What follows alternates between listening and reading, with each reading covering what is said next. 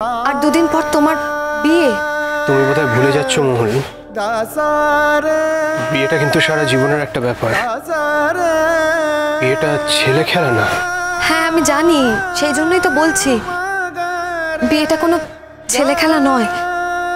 আর মৌ খুব ভালো একটি মেয়ে। সেটা তো আমি একবারের জন্য অস্বীকার করিনি মোহন। মৌ খারাপ হতে যাবে কেন? মৌ ভালো মেয়ে। বুঝতে পারছি, আগের দিন তো তুমি মৌকে আলাদা করে ডেকে নিশ্চয়ই অনেক কথা বলেছো। তখন তুমিও বুঝে গেছো মৌ কতটা ভালো মেয়ে। আলাদা করে কথা বলে আমি কি বুঝেছি সেটা তো আমিই জানি মোহন। সেটা তো তোমার জানার কথা না। আর আমি কি বোঝাতে চেয়েছি সেটাও আমিই জানি। কিছু কিছু জিনিস বোধহয় তোমার জানার প্রয়োজন নেই, সেগুলো আমি জানলেই হবে। তাছাড়া মহুলকে ভালোবাসতে গেলে যে মৌকে খারাপ হতে হবে তার তো কোনো মানে নেই। মহুলকে ভালোবাসার সত্ত্বেও মৌ মোর মতো ভালো থাকতেই পারে।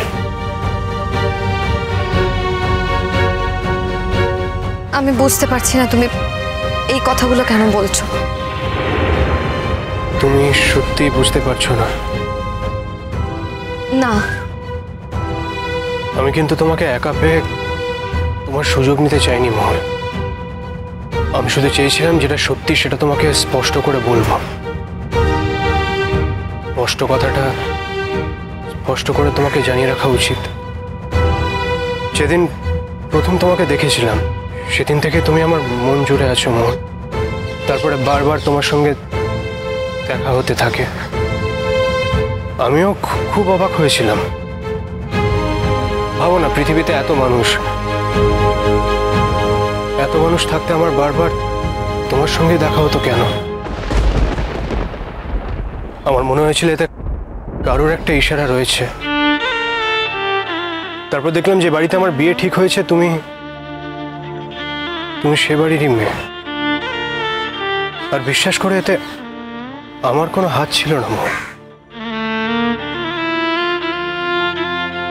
ওই যে বললাম, আমি জানি না আমার জন্য কি অপেক্ষা করে আছে। তবে আমার বিশ্বাস অলক্ষ্যে ঈশ্বরের ইশারার মধ্যে আছে নিশ্চয়। তুমি তুমি কি বলছো? আমি জাস্ট কিছু বুঝতে পারছি না। জানো না মানে আজ বাদে কাল বউয়ের সঙ্গে তোমার আশীর্বাদ।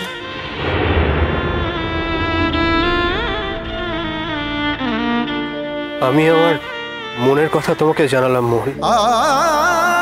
আমার দিক থেকে তোমাকে আমার না বলার কিছু রইল না। দেখো, এইসব কথা আর কখনো বলো না। হয়তো আর বলার সুযোগও হবে না। তবে হ্যাঁ, আজ এটা বলতে পেরে আমার অনেকটা হালকা লাগছে মোহন।